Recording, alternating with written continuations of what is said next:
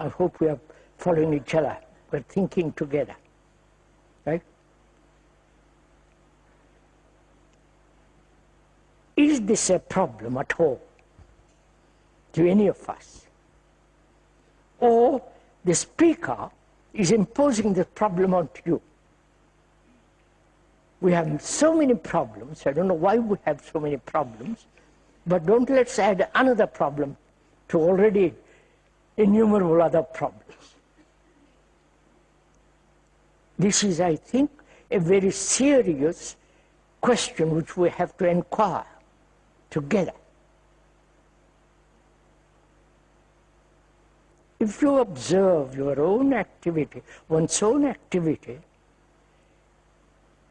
you will find more and more that the brain functions only in a way, the brain operates only very partially,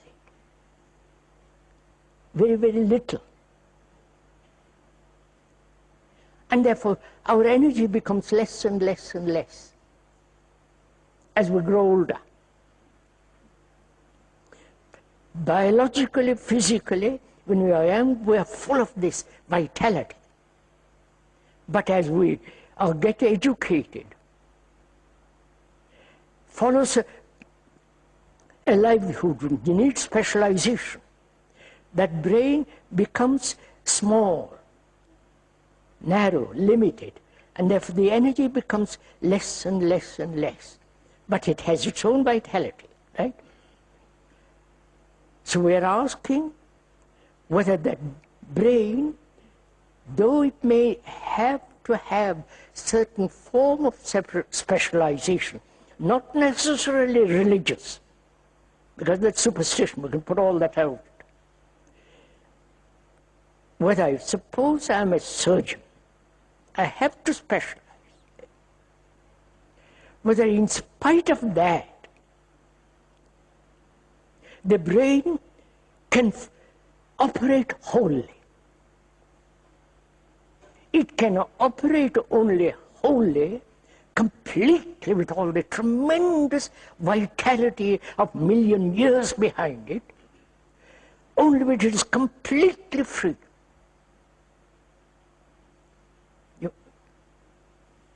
I hope is this somewhat, are we meeting each other? As a question, we are going to inquire whether the brain can ever be totally free, in spite of the specialization, which is necessary for a livelihood. And it may not be necessary if the computer takes everything, takes over.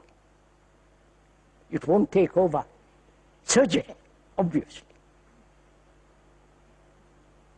It won't take over the feeling of beauty. Looking at the evening stars, the Orion and the Pleiades and so on. But it may take over other functions altogether, right? So, can the human brain be totally free? You understand me? Without any form of attachment.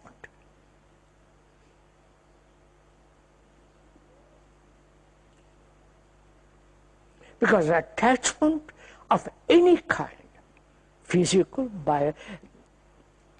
attachment to certain belief, experience, and so on, can the brain be so completely free? Oh Lord.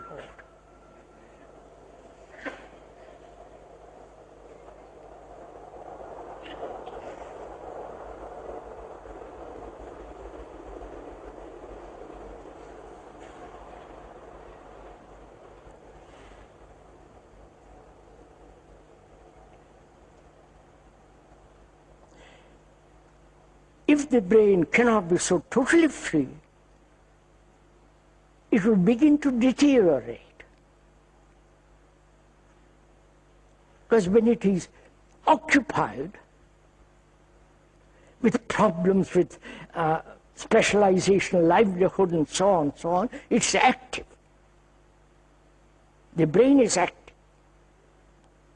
But when the computer takes over this activity, the brain will have less and less problems, and therefore gradually deteriorate. Right? This is happening. It's not something in the future. It's actually happening now when you observe one's own activity. Right? So the question is, we have to find an answer to whether the brain can be totally free and therefore function altogether, not partially. Right? And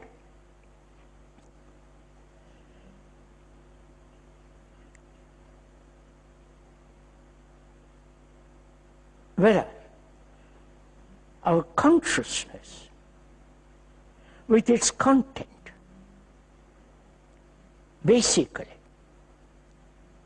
fear, the pursuit of pleasure, and all the implications of that, and grief, pain, sorrow, being hurt inwardly, and so on. That's the basic content of one's consciousness, right?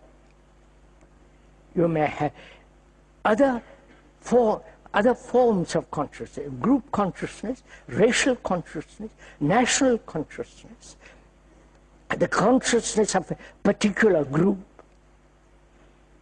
the consciousness of the Catholic group, the Hindu group, and so on, so on.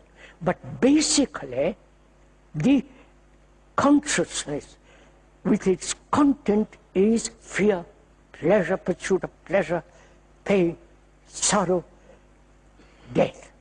Right? This is the central content of our consciousness. Right? We are thinking together, please. Right? We are thinking together, examining together. The speaker is not laying down anything.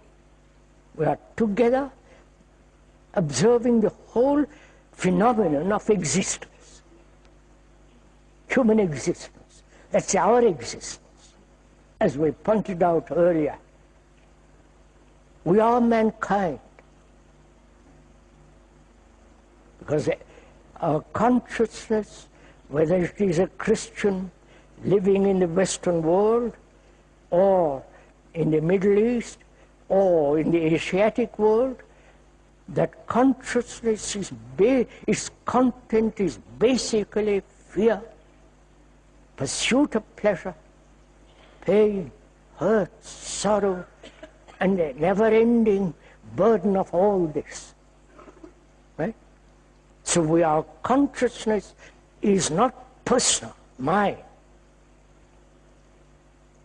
This is very difficult to accept because we have been so conditioned, so educated that we resist this actuality, which means we are not individuals at all. We are the whole of mankind. It's not a romantic idea. It is not a philosophical concept. It is not absolutely an ideal. It is, if one examines it closely, it is a fact. So we're going to together find out whether the brain can be free from the content of its consciousness, right?